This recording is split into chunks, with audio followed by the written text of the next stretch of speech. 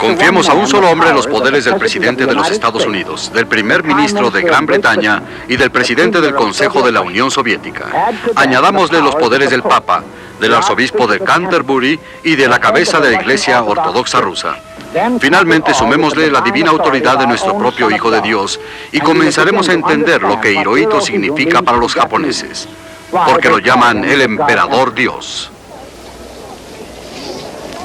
Así es como una vez vio el mundo al emperador Hirohito, pero 48 años después, las opiniones habían cambiado.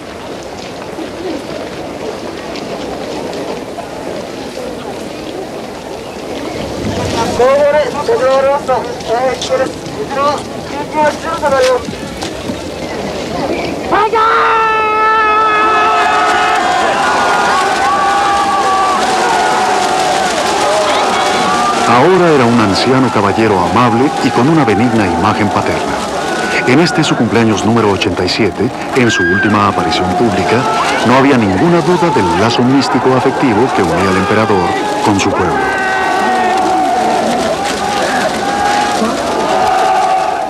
La mayoría de la gente piensa en el emperador Hirohito como un pacifista que amaba la biología, renuentemente forzado a la guerra, prisionero casi desde su niñez de su máquina militar.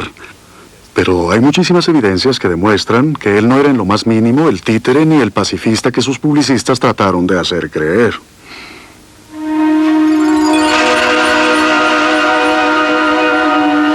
Hirohito, detrás del mito. Fue esta gran brecha entre la imagen del emperador en la época de guerra y la de su última grabación la que me motivó a observar más de cerca su larga vida.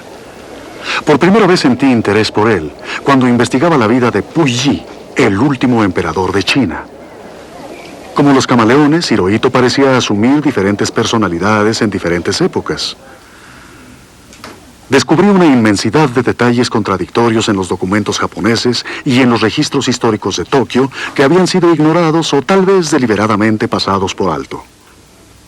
La versión oficial es que Hirohito siempre fue un títere y que no sabía lo que estaba ocurriendo, pero pequeñas casas publicitarias como esta sacaron a la luz los diarios de los altos generales del ejército y del palacio que cuentan una historia muy diferente. Su autenticidad jamás se ha cuestionado. Estos diarios y varios de los testimonios de los supervivientes del período anterior a 1945 nos impulsan a estudiar de una manera completamente nueva a Hirohito y su vida. En Japón, antes de la guerra, muchos de los oficiales más importantes de Hirohito tenían diarios que mencionaban declaraciones de testigos oculares y a veces transcripciones reales, palabra por palabra, de conversaciones con él. Estos son esenciales para que comprendamos la extraordinaria vida de Hirohito y, sorprendentemente, algunos de ellos no se han aprovechado. Uno de sus camareros ahonda de una manera extraña en la traumática niñez de Hirohito.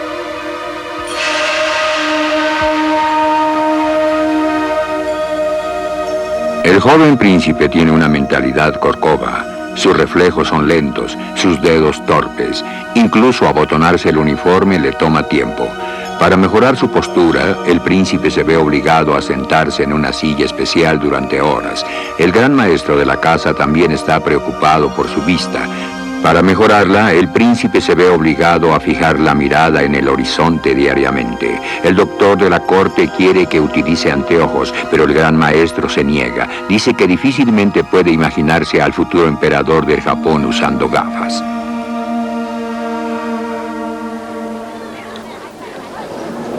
Hirohito nació en 1901. Japón tenía el revestimiento de un país moderno. Fue su abuelo, el gran emperador Meiji, en el trono los 12 primeros años de la vida de Hirohito, quien llevó a cabo este increíble cambio, pues antes de él, Japón había mantenido la mentalidad del siglo XVII durante casi 300 años. El padre de Hirohito, que sería el emperador Taisho, y su madre, la emperatriz Sadako, eran casi extraños para él. Alejado de su hogar cuando solo tenía 70 días de nacido, como lo requería la tradición imperial, Hirohito fue criado por tutores que siempre le recordaban que finalmente reinaría sobre Japón como el 124º descendiente de una dinastía que se remontaba a 2500 años. Hirohito y sus dos hermanos menores fueron a la escuela de Pierce y después a la única escuela japonesa para nobles, Eton, que sigue existiendo en la actualidad. También permanecen el salón de clases imperial y su escritorio de diseño especial, donde Hirohito supo que algún día sería un dios viviente. Uno de sus pocos amigos de la infancia, de su misma edad, era Torahiko Nagasumi. Fui elegido como uno de los compañeros de juego de Su Majestad y recuerdo que mi padre aseguró que si nosotros realizábamos la lucha sumo, no debía perder intencionalmente, solo porque algún día él sería emperador. A Su Majestad le gustaban los juegos de guerra y recuerdo que jugaba con él en los jardines del palacio. Él siempre tenía que ser el líder. El director de la escuela Pierce era el general Nogi, un héroe de guerra que se volvió la figura paterna de Hirohito. Él le enseñó todo acerca del código de honor de los samuráis, las ventajas de mejorar y fortalecer las aptitudes físicas y la importancia de la voluntad.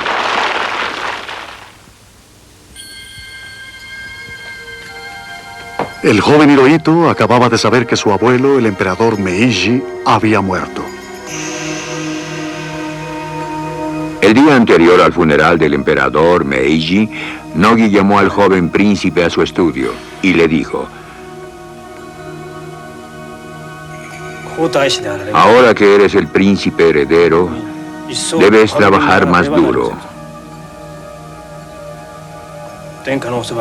Mi presencia física no será necesaria. Siempre te estaré cuidando. Después Nogi le dio al joven príncipe un libro sobre la grandeza imperial del Japón. No tenía la menor idea de que estaba viendo a Nogi por última vez, ni de que el general se había prometido no sobrevivir al emperador Meiji. El día del funeral, el general Nogi y su esposa se tomaron esta fotografía conmemorativa en su casa, que ha sido conservada sin cambios hasta la fecha. Luego tomaron un baño ceremonial, se vistieron con sus kimonos y esperaron. Cuando el saludo de 101 cañonazos señaló que la procesión funeraria estaba en camino, junto a los obsequios del emperador realizaron un suicidio ritual con espadas como navajas.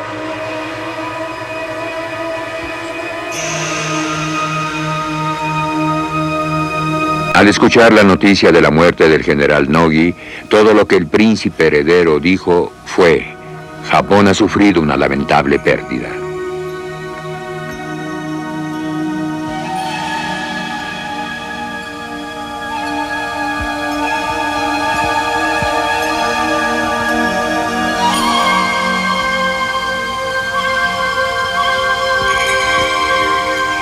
Ahora estaba más solo que nunca. Los tutores excesivamente diferentes y sus clases lo aburrían.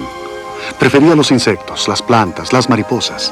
Nunca se sentía tan feliz como cuando atrapaba renacuajos. El principio de una pasión por las ciencias naturales que duraría toda su vida.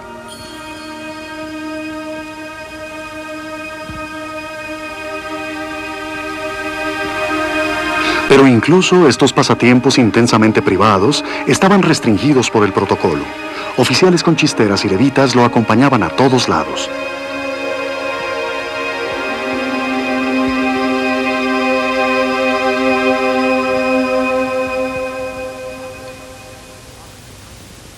El padre de Hirohito, el emperador Taisho, no tenía la grandeza del emperador Meiji.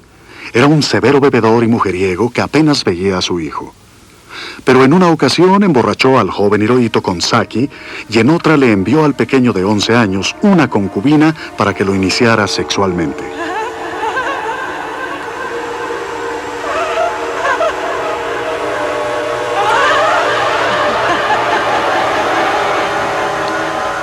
Hirohito aborreció tanto ambas experiencias que después de eso no volvió a tomar alcohol e hizo que expulsaran a todas las concubinas de la corte.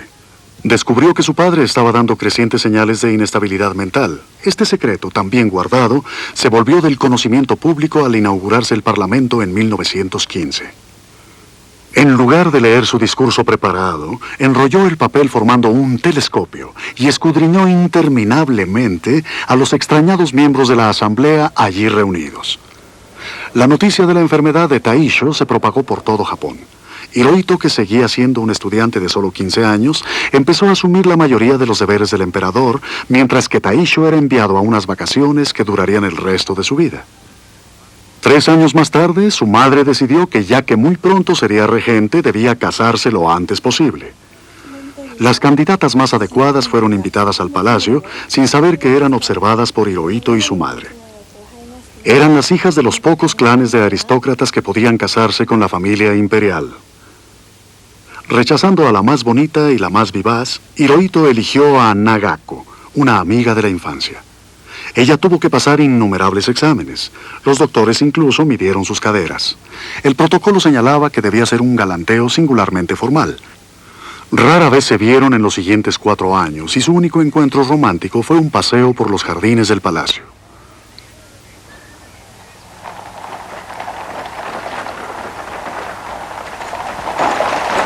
Cuando cumplió 20 años, Hirohito fue el primer príncipe heredero que salió de Japón.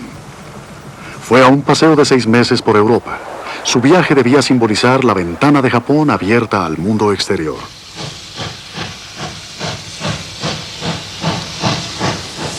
Más tarde aseguró que nunca olvidaría la cordialidad e informalidad de la familia real británica, especialmente el afecto paternal mostrado por el rey Jorge V.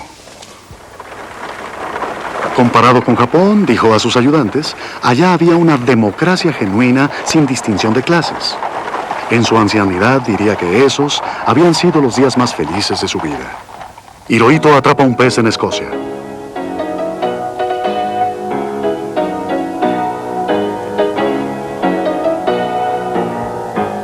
Hirohito filma su primera película.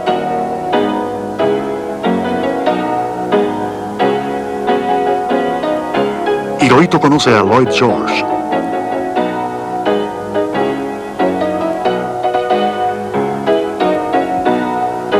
Hirohito disfruta de un espectáculo aéreo.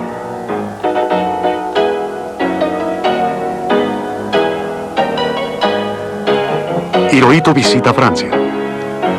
En su viaje por los recientes campos de batalla de la Primera Guerra Mundial, sus conocimientos detallados de las tácticas y la historia militar europeas asombraron a los generales franceses.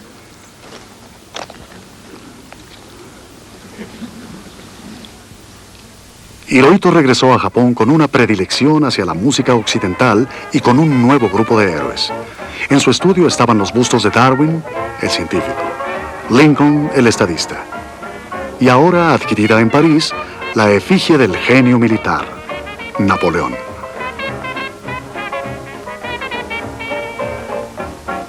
Como muchos de sus compatriotas, estaba bajo una mayor influencia europea. Los años 20 en Japón se distinguían por lo sofisticado y lo bohemio. Un espíritu de tolerancia se respiraba en el aire. Él se vestía como un caballero inglés. Una vez invitó a sus antiguos compañeros de escuela a una fiesta en el palacio y les pidió que olvidaran el protocolo y lo trataran como a uno de ellos.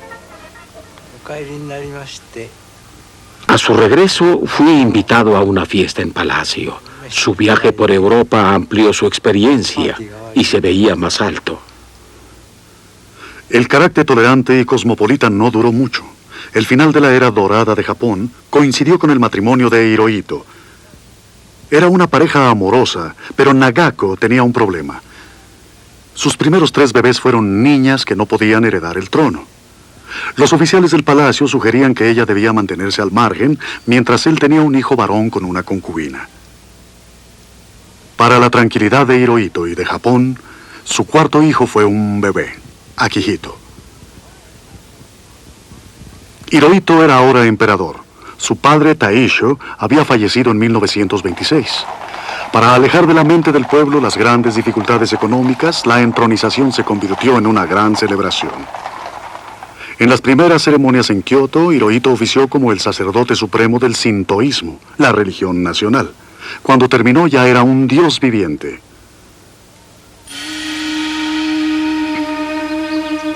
Su primer deber como emperador era el solitario peregrinar hasta Ise, el santuario más sagrado de Japón. Aquí se guardaban las reliquias de la diosa del sol, Amaterasu. Solo el emperador podía pasar detrás de la cortina blanca para comunicarse con los espíritus de sus ancestros. Cada vez se volvía una figura más inaccesible y remota.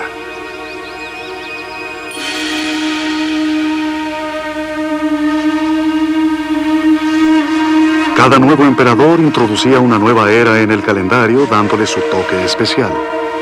La elección de Hirohito fue Showa, que significa paz y luz. Los diplomáticos extranjeros durante los primeros años del Showa creían que estas serían las cualidades que marcarían el reinado de su joven y aparentemente liberal monarca. Irónicamente, la que se suponía sería la era de paz y luz, pronto fue identificada con guerra y autoritarismo.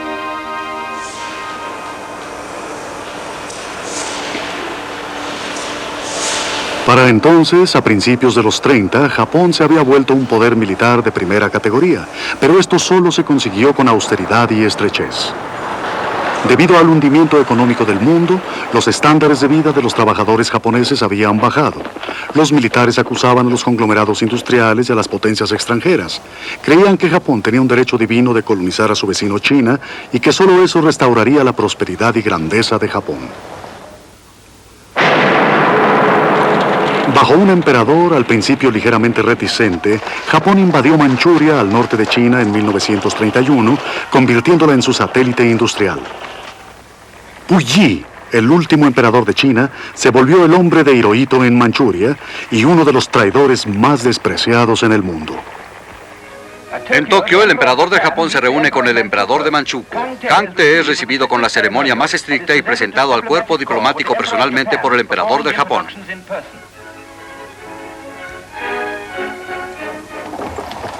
Ambos habían sido educados como hijos del cielo y estaban totalmente aislados del mundo cotidiano. Puyi fue el nacido perdedor, Hirohito el triunfador. Públicamente, Hirohito se desligó de cualquier agresión militar, pero condecoró y promovió a los coroneles japoneses que dominaron Manchuria. El éxito había vuelto a los militares hacia una ley propia con fuertes lazos con los extremistas políticos. Todos los del séquito de Hirohito que se oponían a un fortalecimiento militar se vieron perseguidos. La abarrotada estación de ferrocarril de Tokio se volvió el lugar ideal para los asesinatos políticos. Aquí fue donde uno de los primeros ministros de Hirohito, Hamaguchi, fue asesinado. De los muchos millones de viajeros japoneses que van a trabajar diariamente, pocos tienen idea de que fue aquí donde sucedió. El lugar exacto está marcado por una pequeña estrella de cobre. O de que en esta misma estación, otro primer ministro, Hara, había muerto a tiros por la misma razón.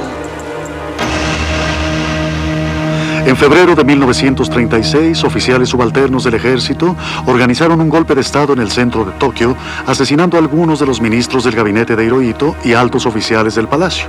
Afirmaron que actuaban en el nombre del emperador para liberarlo de los así llamados malos consejeros que querían reducir los poderes militares. Los amotinados pusieron barricadas y se acordonaron en el palacio. Hirohito sabía que si cedía sus demandas realmente se volvería un títere. Los diarios del general Honjo, el jefe de campo de Hirohito, demuestran lo estricto y decisivo que podía ser el emperador.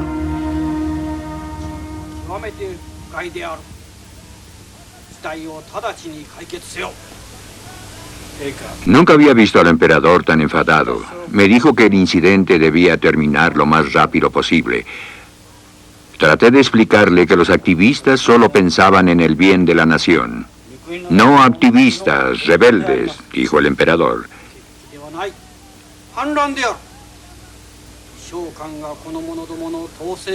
Si mis generales no se encargan de esta gente, lo haré yo mismo como cabeza de mi guardia imperial. No hubo demoras ni misericordia. El emperador Hirohito demostró que podía ser bastante rudo cuando se trataba de su supervivencia. Los jóvenes rebeldes del ejército que habían utilizado el Hotel Sano como uno de sus puestos de mando fueron duramente ajusticiados. Un juicio veloz, con jueces elegidos cuidadosamente y sin derecho de apelación. 19 fueron ejecutados, otros recibieron largas condenas. La rebelión había fracasado, pero paradójicamente la ideología de los rebeldes, el deseo de conquistar el fascismo asiático, triunfó.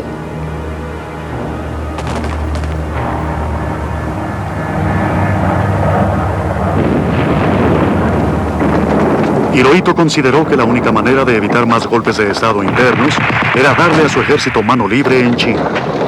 Era una agresión inaceptable según los norteamericanos, pues China era demasiado importante, estratégica y económicamente, para permitir que cayera bajo la influencia de Japón. Este fue el primer gran paso hacia los enfrentamientos directos y hacia Pearl Harbor. Los apologistas de Hirohito aseguran que sus generales lo engañaron para entrar en guerra, pero como lo demuestran los registros, su única crítica era que no estaban ganando con la suficiente rapidez. Las atrocidades japonesas indignaron al mundo.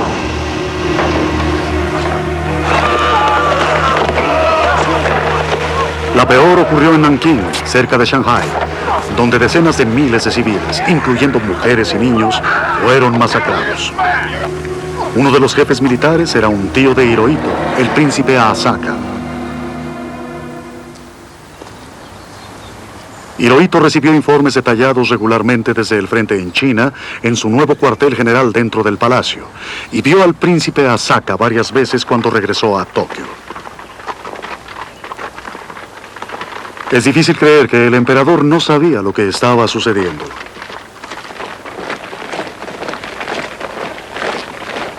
Hirohito estaba ahora constantemente uniformado. No solamente era emperador Dios, sino comandante en jefe Dios. Cuando el emperador salía del palacio, iba en un auto especial, con guardias y motociclistas enfrente y a la izquierda, y las calles generalmente eran desalojadas, o si la gente se quedaba ahí, tenía que arrodillarse en el pavimento, como me sucedió en una ocasión en que tuve que ponerme de rodillas con el fin de no ver al Dios que pasaba. El mundo exterior se sentía fascinado con este emperador Dios. Ni siquiera su sastre podía tocar la persona del emperador, pues ¿quién podía poner sus manos en el sol? Los japoneses realmente lastiman sus ojos al ver a Hirohito, al igual que les lastima ver el resplandor del sol. Nadie soñaría con utilizar su retrato descubierto. Cuando el rostro de Hirohito apareció en la cubierta de una revista norteamericana, el gobierno japonés envió una protesta oficial al Departamento de Estado norteamericano. En 1940, la dinastía imperial llegó oficialmente a los 2600 años. Esto se volvió el pretexto para una serie de largas celebraciones para glorificar el nuevo poderío militar de Japón bajo un emperador divino.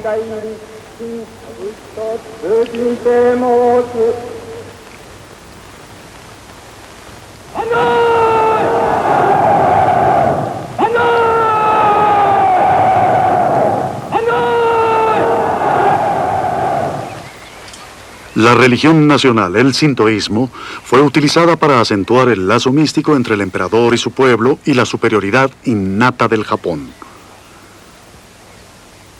Ahora este pueblo japonés daba por un hecho que, como eran descendientes de los dioses, no podían fallar y que triunfarían sobre sus enemigos. El adoctrinamiento comenzaba casi al nacer. El entrenamiento militar comenzaba a los 6 años de edad, pero no los enseñaban a ser buenos hombres y mujeres, sino buenos soldados del emperador.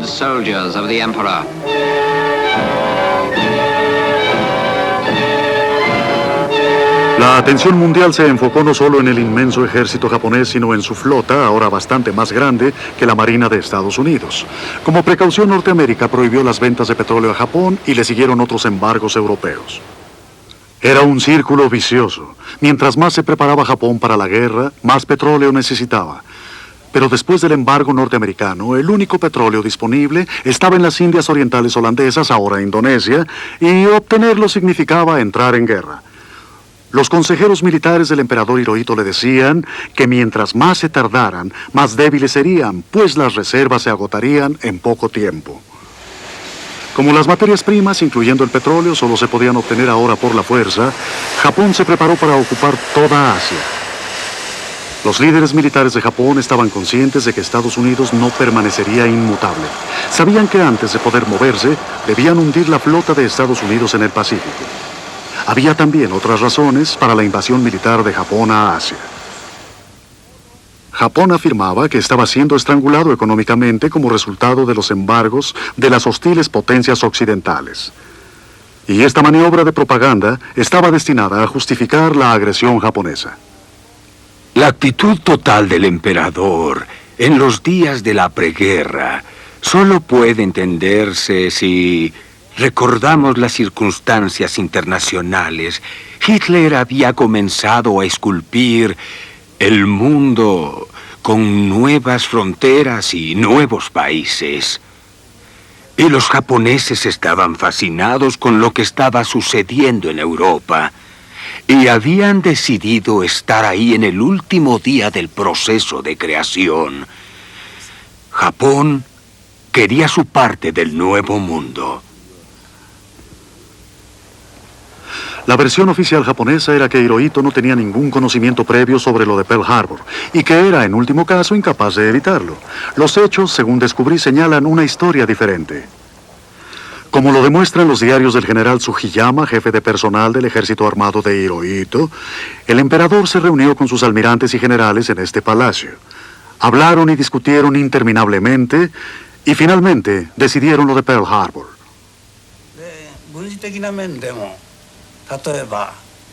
En términos militares, discutió con sus jefes de personal cuándo sería el mejor momento para atacar Pearl Harbor y cómo realizar un ataque sorpresivo en Tailandia, como podemos verlo en el diario del general Sugiyama.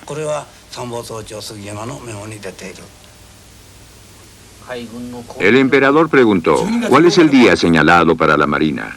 El almirante dijo, el 8 de diciembre. El emperador entonces dijo, ¿no es un lunes? El almirante le explicó que el lunes en Japón significaba domingo en Hawái y que allá tomaban muy en serio sus días de descanso. A fines de noviembre de 1941, la flota japonesa sale silenciosamente de su base con destino a Pearl Harbor. Mientras la flota va en camino, una extraordinaria secuencia de eventos tiene lugar simultáneamente en Washington y Tokio. El objetivo es hacer creer a Estados Unidos que la guerra no es tan inminente. En este engaño, Hirohito está involucrado personalmente. Preocupados por la situación internacional y desesperados por salir, los residentes ingleses y norteamericanos en Tokio hacen reservaciones a Los Ángeles a bordo del Tatuta Maru. Este sale de Yokohama el 2 de diciembre. Mientras este barco japonés de tanto prestigio está en aguas norteamericanas, el Departamento de Estado de Estados Unidos cree que Japón no atacará ni arriesgará su captura. Esto significa que la guerra probablemente sea hasta después de Navidad. El presidente Roosevelt está indeciso entre si mandar una carta personal a Hirohito en un desesperado intento final por evitar la guerra. Mientras tanto, el 6 de diciembre, un largo memorándum codificado en 14 partes está siendo transmitido de Tokio a la embajada japonesa en Washington. Recapitula el estancamiento de las negociaciones entre Japón y Estados Unidos y termina con una declaración de guerra. El personal de la embajada japonesa no tiene prisa por decodificarlo. Tienen una fiesta espléndida en el Hotel Mayflower que se prolonga hasta bastante tarde. Después, los decodificadores pasan el tiempo jugando ping-pong en el sótano de la embajada. Esa noche, Roosevelt finalmente decide enviar su carta a Hirohito usando al embajador norteamericano en Tokio, Joseph Greer, como intermediario. Este fue una especie de último intento del gobierno de Estados Unidos para cambiar ese grave estado de las cosas. Así que el presidente sí mandó en realidad un largo mensaje resumiendo lo que había pasado y, con la esperanza de paz, al emperador, y el embajador Greer fue informado de que el mensaje iba en camino y que llegaría en unas horas. Después de esperar casi hasta las 11 de la noche antes de que el mensaje llegara desde la oficina de telégrafos japonesa, debía ser decodificado. Después de llevar la carta al Ministerio Extranjero de Japón, el embajador Greer espera en balde la respuesta de Hirohito. Como lo demuestran los diarios del Marqués Quito, el sello real del señor, Hirohito discutió la carta de Roosevelt con sus consejeros y decidió ignorarla. Hirohito sabe que los aviones japoneses ya se están alistando para atacar Pearl Harbor. En Washington, el embajador japonés se dirige al Departamento de Estado para entregar el memorándum de 14 puntos.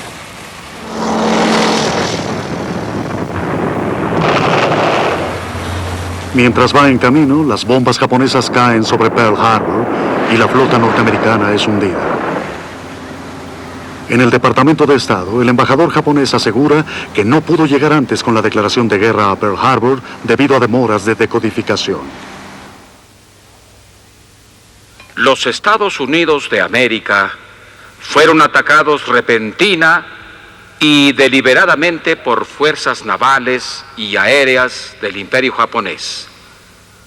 Estados Unidos estaba en paz con esa nación y, a solicitud del Japón, seguía en conversaciones con su gobierno y su emperador. De regreso en Palacio, Hirohito sabe que el ataque a Pearl Harbor tuvo un éxito mayor a todas las expectativas. Dentro de la embajada norteamericana en Tokio, los diplomáticos siguen esperando la respuesta de Hirohito a la carta de Roosevelt. A la mañana siguiente, el embajador Grue fue citado nuevamente, eran creo como las 6 de la mañana, al Ministerio del Exterior, y lo recibió el ministro del Exterior Togo, quien depositó de una manera más bien ruda frente a él lo que describió como la última respuesta del gobierno japonés a las negociaciones que habían estado realizándose muchos meses. Y le pidió al embajador, de hecho, que interpretara esto como una respuesta del emperador a la carta del presidente.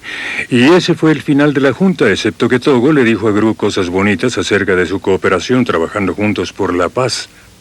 No mencionó el ataque a Pearl Harbor que había ocurrido. Como parte del plan arreglado de antemano, el Tatuta Maru, después de realizar un inmenso círculo sin propósito por el Pacífico, regresa a Yokohama. Sus pasajeros ingleses y norteamericanos pronto son internados. Japón toma Hong Kong. Japón bombardea Manila. Cae Singapur. Conforme las tropas imperiales arrasan Asia, la euforia en Japón es casi histérica. Quizá por primera vez, Hirohito no solo era divino, sino genuinamente popular. Recuerdo que después de la caída de Singapur, mientras caminaba con una gran multitud por los jardines del palacio, ahí en lo que se conoce como el Puente Doble, que es la entrada secreta al palacio, estaba el emperador en el caballo blanco, que también es muy famoso en Japón, y desde allí escuchó las aclamaciones y vítores de su pueblo.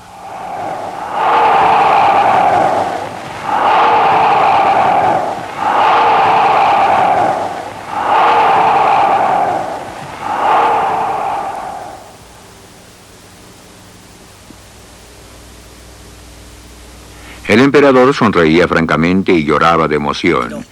Dijo, mi estimado Kido, ¿te das cuenta de lo que hemos logrado? Java se ha rendido. Todas las Indias orientales holandesas son nuestras, al igual que Burma. Ha sucedido demasiado rápido. El emperador estaba tan feliz que se me fue la voz.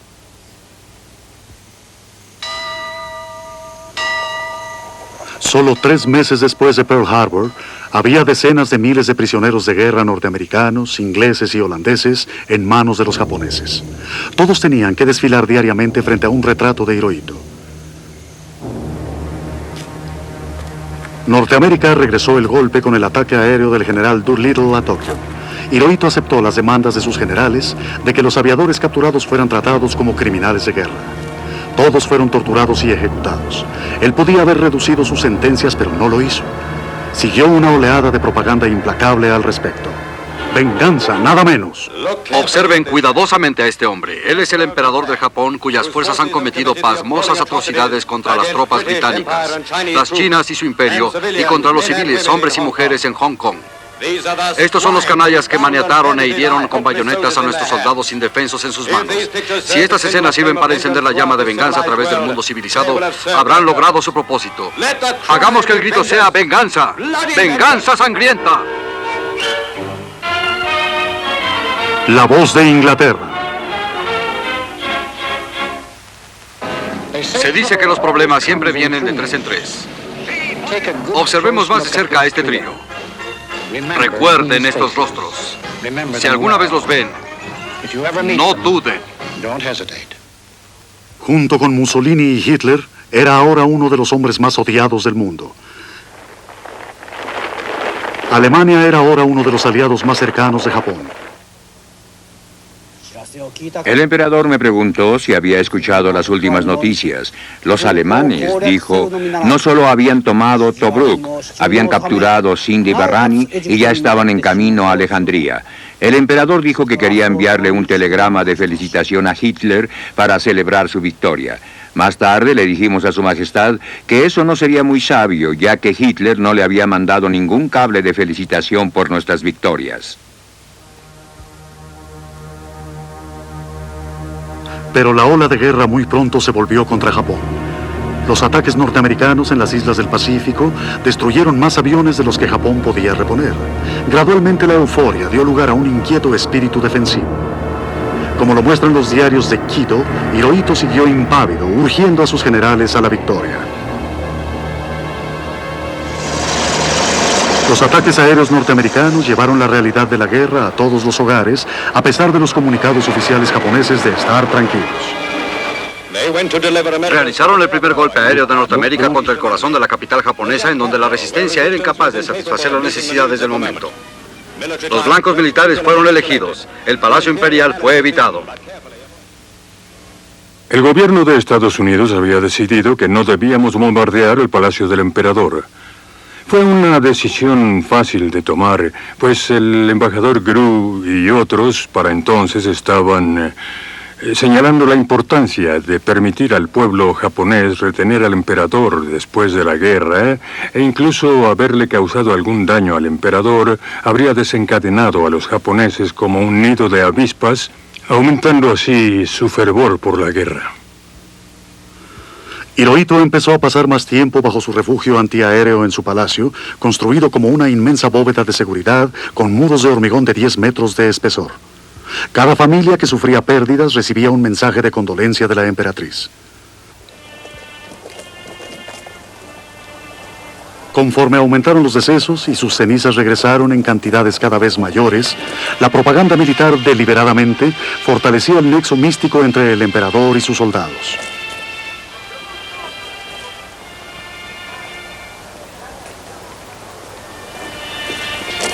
Especialmente con las recién creadas escuadras suicidas, los famosos kamikazes.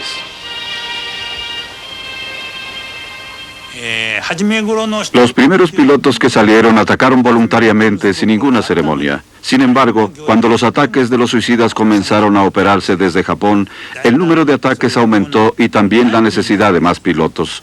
Muchos de ellos no querían ir en esas misiones. Para elevar su ánimo, hubo una ceremonia. Recibieron sake imperial y unas cintas especiales para la cabeza.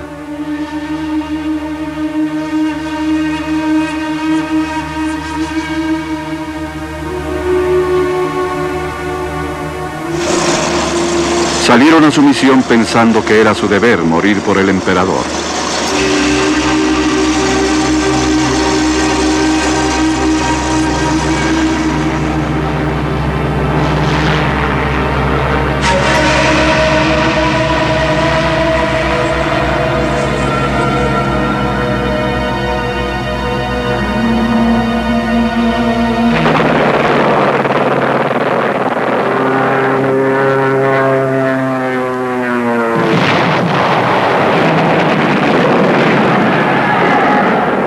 Como vemos en el diario de Kido, Hirohito habló sobre los éxitos de los kamikazes y sus decesos.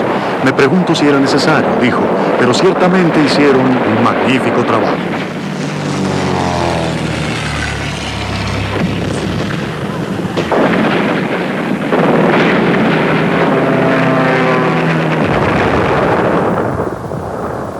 La propaganda aprovechó el sistema de los kamikaze para explicar al país que para el emperador, cada ciudadano, tú y yo, debía morir y dar la vida cuando los norteamericanos desembarcaran en la Tierra Santa de Japón.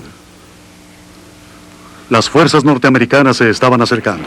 Algunos de los consejeros de Hirohito lo habían predicho, pero en el pasado habían sido ignorados. MacArthur, como habían advertido, empezó a usar las islas del Pacífico que habían sido recapturadas como bases para acorralar a Japón desde el aire. Los decesos y la destrucción fueron horribles. En una sola noche, el 9 de marzo de 1945, murieron más de 120.000 civiles solo en Tokio, calcinados vivos por las terribles bombas incendiarias.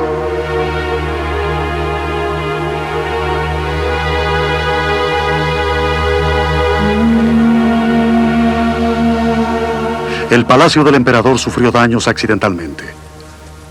Él salió de su refugio a un paseo por la ciudad para elevar la moral. Kido, en su diario, relató que debido al ánimo en Tokio, esto sería contraproducente a menos que prescindiera de su complemento usual de guardaespaldas. Churchill, Truman y Stalin se reunieron inmediatamente después de la caída de Hitler. Su declaración de Potsdam de julio de 1945 exigía el rendimiento incondicional de las Fuerzas Armadas de Japón, pero no decía nada sobre el emperador. Hirohito permaneció en su refugio. Su gobierno no contestó el ultimátum.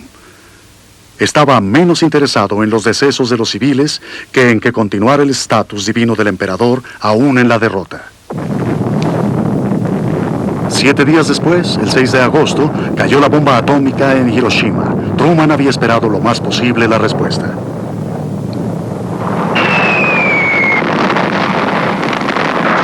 Pero aún 3 días después de Hiroshima, el gabinete de Hirohito no había reaccionado al ultimátum.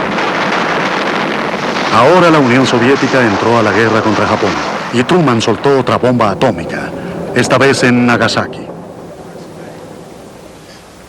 En toda Asia, miles de japoneses se estaban rindiendo, pero en Tokio el gabinete de Hirohito seguía dividido. La mayoría de los ministros deseaba rendirse. Algunos generales deseaban pelear hasta el final. Ahora, por fin, Hirohito tomó la decisión más importante de su vida. En el increíble calor de su sofocante refugio imperial, anunció a sus ministros que pretendía, sufriendo lo insufrible, aceptar los términos de la declaración de Potsdam. Mientras que la mayoría de sus ministros lloraba sin consuelo, Hirohito mostró poca emoción. Si Japón hubiera aceptado la declaración de Potsdam, las bombas atómicas no habrían sido soltadas y quizá la Unión Soviética no hubiera entrado a la guerra. Pero el emperador quería asegurarse de que el tratado de paz garantizaba su estatus y la continuación del sistema imperial. Así que eso retrasó la rendición de Japón 2 semanas más.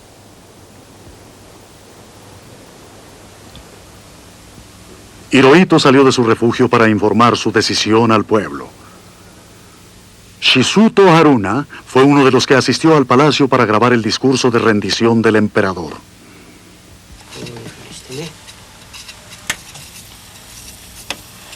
Nunca antes habíamos escuchado la voz sagrada del emperador. Para mí era la voz de Dios. Así que estábamos muy nerviosos durante la grabación y nos preguntábamos si estábamos haciendo lo correcto. Esa noche, un puñado de oficiales fanáticos que querían seguir peleando trataron desesperadamente de detener el anuncio del emperador llevándose la grabación. Pero a la mañana siguiente, un camarero del palacio disfrazado de limosnero sacó de contrabando la grabación del palacio, cruzó el foso y la llevó al estudio. Morio Tateno estaba anunciando la grabación del emperador para mediodía cuando el oficial que dirigía la rebelión irrumpió. A punta de pistola, me exigió que se detuviera la lectura de las noticias y dijo que informaría en mi lugar. Tuve que aceptar para ganar tiempo. Telefoneamos al ejército y supimos que la rebelión estaba perdida. El oficial se retiró y se suicidó enfrente del Palacio Imperial. El 15 de agosto, toda la población de Japón se reunió frente a las estaciones de radio. Casi todos pensaban que Hirohito haría mención de la honorable muerte de 100 millones, el último sacrificio en la batalla para terminar con las fuerzas aliadas invasoras. El emperador estaba en la estación de radio, así que tuvieron que prestar atención y esperar a escuchar la augusta voz. Y luego llegó esa voz que nunca, jamás había escuchado el pueblo, muy extraña, muy lenta y algo aún más extraordinario, hablando un idioma que su pueblo no entendía. Porque desde hacía 1000 años o más, el emperador tenía su lenguaje propio.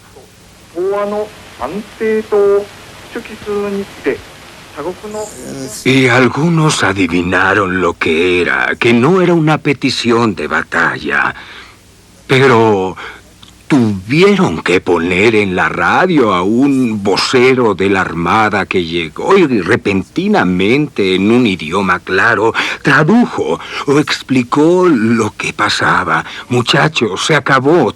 Tenemos que aceptar el ultimátum de rendición de Potsdam.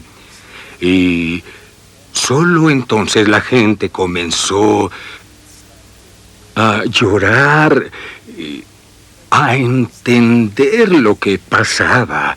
Sufrieron, realmente sufrieron. Huyeron a sus hogares y por 2 días ellos lloraron.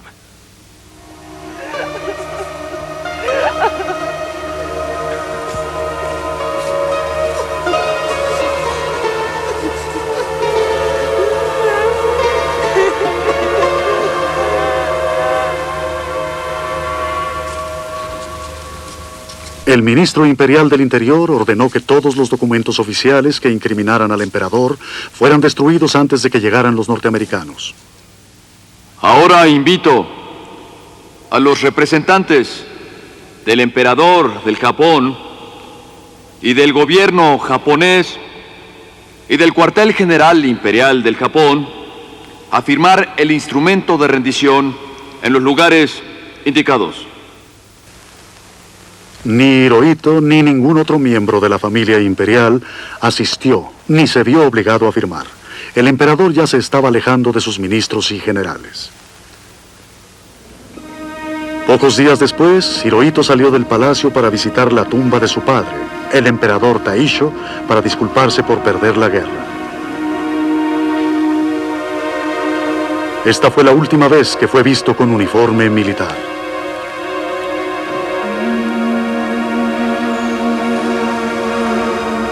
Frente al palacio está el edificio Daiichi, que una vez fue el cuartel general de MacArthur, y que después de la rendición se volvió la única fuente de poder. Desde este escritorio, MacArthur gobernó Japón. Su problema más urgente al llegar a Japón fue cómo tratar a los criminales de guerra japoneses y qué hacer con Hirohito. La presión internacional para tratar al emperador como criminal de guerra era considerable. El Senado y el Congreso de Estados Unidos habían resuelto unánimemente enjuiciarlo. Era el número 7 de la lista del gobierno australiano y de Francia, China, la Unión Soviética, Holanda y muchos otros países que también querían sentenciarlo. Hirohito sabía que debía humillarse ante MacArthur. El 27 de septiembre fue a la Embajada de Estados Unidos para una junta extraordinaria. Llena de curiosidad, la señora Jean MacArthur se escondió tras una cortina para presenciar los procedimientos. El ayudante de MacArthur lo esperó en la entrada. Y por supuesto, los guardias presentaron armas y yo saludé amablemente. Y el emperador se inclinó y extendió la mano y pude sentir que su mano temblaba en mi mano, lo que me conmovió enormemente. Mi primera impresión sobre él fue que era extraordinariamente joven y muy apuesto. No lo había esperado así. Tal vez había visto demasiadas caricaturas suyas durante la guerra. De algún modo, con la mano, le señalé el camino para que entrara al edificio y tomé su sombrero, pues llegó con chistera y levita, atuendo demasiado formal. Se veía muy elegante. Luego, MacArthur, que deliberadamente lo esperaba ahí de pie a que entrara, se dirigió apresuradamente hacia él y le dijo: «Sea usted muy bienvenido, señor». Me quedé atónito, pues era la primera vez que escuchaba a MacArthur decirle señor a alguien. De todos modos, el emperador se inclinó tanto que su apretón de manos estaba sobre la cabeza del emperador. Fue cómico. El contraste entre el enorme MacArthur en traje de calle y el pequeño y nerviosamente sonriente emperador con un atuendo formal era tal que al principio los editores de periódicos japoneses no querían publicar la fotografía que consideraban irrespetuosa para el emperador. Hirohito había dicho a MacArthur que estaba listo para asumir toda la responsabilidad en lo referente a la guerra. Tenía buenas razones para creer que esta sería rechazada. MacArthur, cuya prioridad mayor era un Japón estable, dócil y proimperialista, sabía que sería mucho más efectivo obtener la ayuda de Hirohito como socio joven para dirigir al Japón ocupado en la posguerra. Después de la reunión, pasó algo extraordinario. Nunca había visto al general tan conmovido como entonces. Y la señora MacArthur había salido de atrás de las cortinas y nos quedamos ahí. Y él puso sus brazos en nuestros hombros, lo que nunca había hecho. Y a su manera dramática dijo: yo nací y crecí republicano y también me eduqué con ideales democráticos y principios republicanos. Pero al ver a un hombre una vez tan arriba y caer tan abajo, eso me duele. Y después salió hacia las escaleras y nos dejó ahí parados. De la noche a la mañana, Hirohito cambió su estatus divino. Deliberadamente apareció ante la prensa norteamericana como un padre de familia ordinario con un presupuesto propio disminuido y una corte muy reducida. Aún seguía siendo dudoso su último estatus como criminal de guerra. El arresto de Hirohito y su juicio como un criminal de guerra habría desintegrado a toda la nación. El general MacArthur pensó mucho acerca de esto y notificó a Washington y a Londres que si esto sucedía, todos se desintegrarían, se retirarían a las montañas y habría guerrillas que podrían durar por un tiempo indeterminado. 28 criminales de guerra japoneses, incluyendo al último premier Hideki Tojo, fueron juzgados en Tokio por la agresiva crueldad con que actuaron.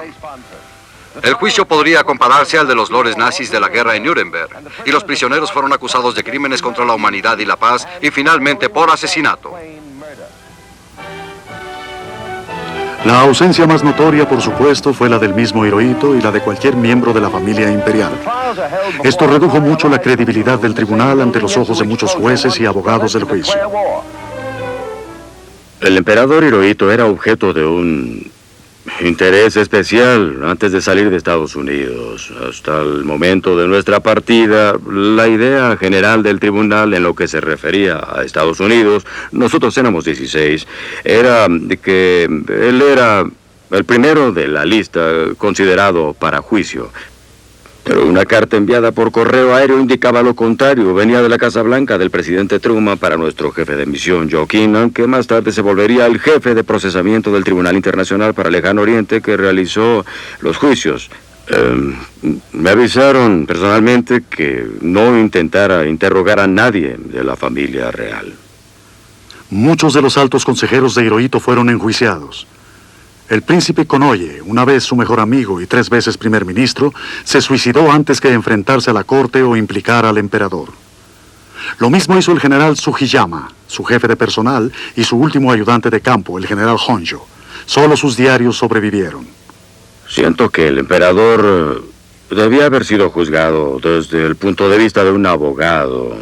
Es decir, si yo hubiera estado juzgando el caso en Estados Unidos, es un hecho que había pruebas suficientes para proceder a juicio contra él y que si hubiera sido juzgado habría sido condenado muy probablemente a ser colgado. Pero como decisión política, los fiscales también eran agentes políticos, no tenían nada que decir contra la decisión de las 12 naciones u 11 naciones involucradas que decidieron no juzgarlo. Así que no lo juzgamos. Casi para terminar el juicio, ocurrió una gran crisis oculta, cuando el ex primer ministro Tojo, uno de los principales acusados, implicó al emperador Hirohito y casi lo acusan. Durante un interrogatorio, Tojo dijo: ningún sujeto japonés iría jamás en contra de la voluntad imperial de su majestad. Esto significaba que Hirohito podía haber detenido lo de Pearl Harbor y sus oficiales le habrían obedecido. Así que lo hacía el único responsable de la guerra y acababa con la idea de que era un títere.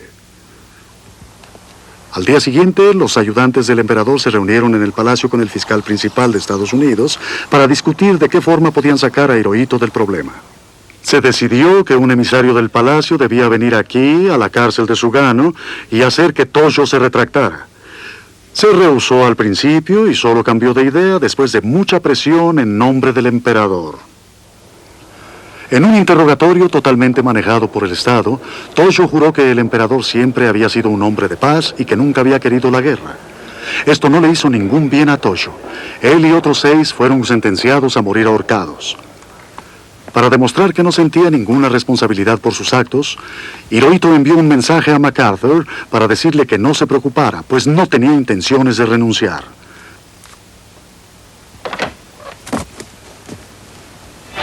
El emperador japonés se mezcla con su pueblo. Hasta ahora considerado sagrado en su persona, la cabeza del Estado japonés era protegida en todos los lugares a donde rara vez se aventuraba, desde los jardines del palacio. La ocupación del Japón por las Fuerzas Armadas de los Estados Unidos disolvió los misterios de la familia imperial y enfrentó al Hijo del Cielo cara a cara con su pueblo.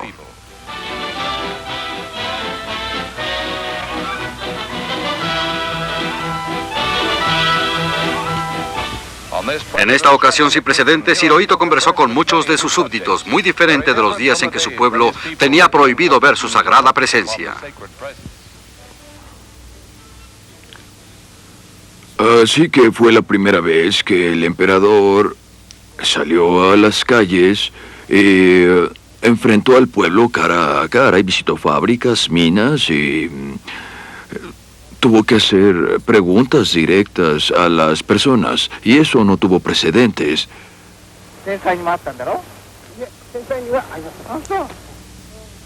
Se sentía un tremendo entusiasmo y apoyo hacia el emperador por parte de las masas. Y eso para mí fue algo totalmente inesperado, porque después de las consecuencias de la guerra y de las ruinas, se podía pensar que hubiera alguna hostilidad, pero no había ninguna. Hirohito hizo más apariciones en público en un año que en los últimos 20 años de su reinado. Caminó entre su pueblo como una figura intensamente tímida, evasiva y sin poder. Sus salidas eran parte de una campaña deliberada dirigida por el presidente Truman.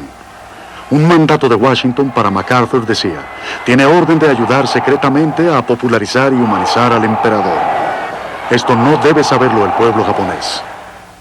Sí, realmente hicimos cosas por debajo del agua para desmistificar al emperador, tales como una petición a los japoneses de poner una obra sobre el Mikado de Gilbert y Sullivan, como si fuera a tener algún efecto.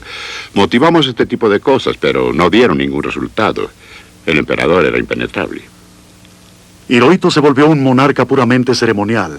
Su papel lo definía una constitución proyectada por Estados Unidos. Disfrutando una reunión con sus hijos y nietos, el emperador y la emperatriz no parecen diferentes de otros abuelos.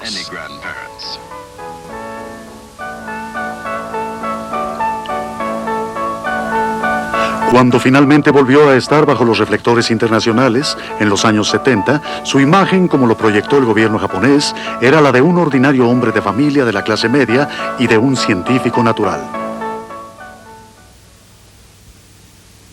Esta primera visita de Estado de un emperador y emperatriz japoneses a Estados Unidos es una ocasión histórica de profunda importancia.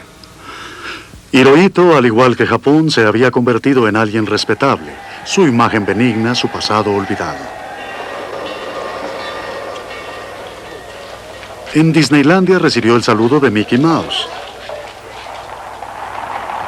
De regreso a Londres, 50 años después de su visita anterior, fue reintegrado a la Orden de Garter por la reina Isabel. Pero algunas personas en Europa rechazaron esta imagen de la posguerra. Hacia los años 80, el emperador había regresado a su anterior y más formal modo de vida. Sus camareros estaban decididos a que en los 300 acres del palacio, la ceremonia en su ancianidad debía ser tan rígida como en los primeros días de su reinado.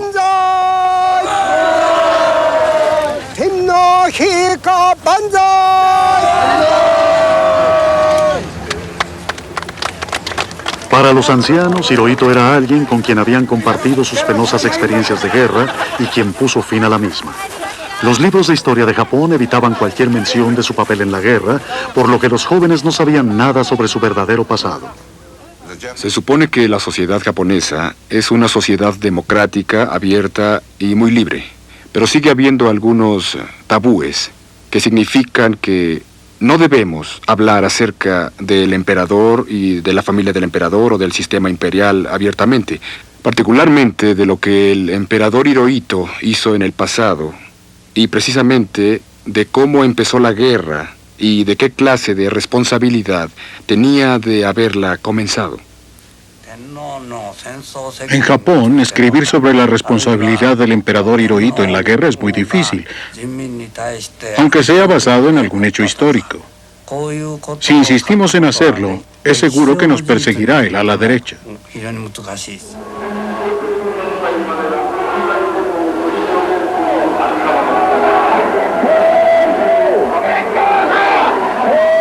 Grupos ultranacionalistas que resurgieron después de la guerra como una camarilla pequeña pero poderosa han sido los reforzadores constantes de este tabú sobre Hirohito.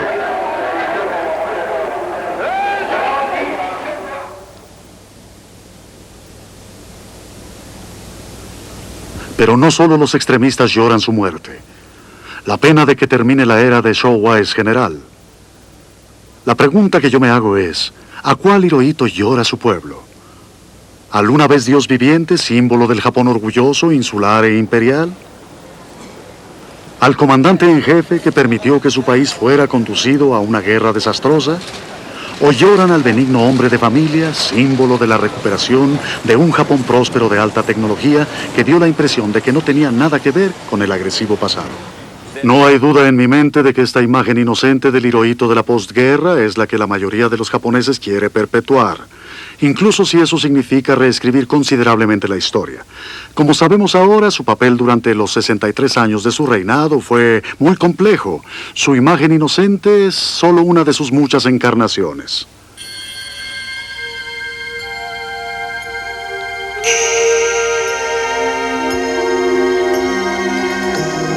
De hecho, toda su vida fue una actuación real muy vigilada.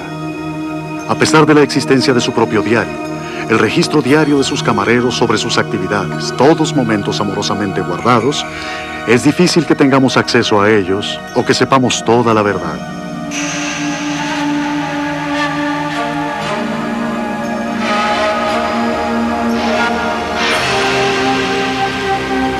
La tradición dice que su espíritu ahora se une al de sus ancestros en el santuario de Ise. Al morir, nuevamente se volvió un dios.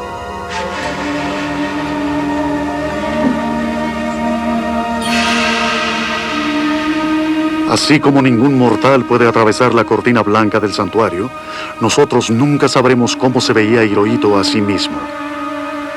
¿Cuál de sus muchas encarnaciones significaba más para él? ¿El niño solitario? ¿El guerrero en el caballo blanco? ¿El gentil y cada vez más recluido hombre de familia? Quizás al final, todo lo que a él le importaba era que había sobrevivido.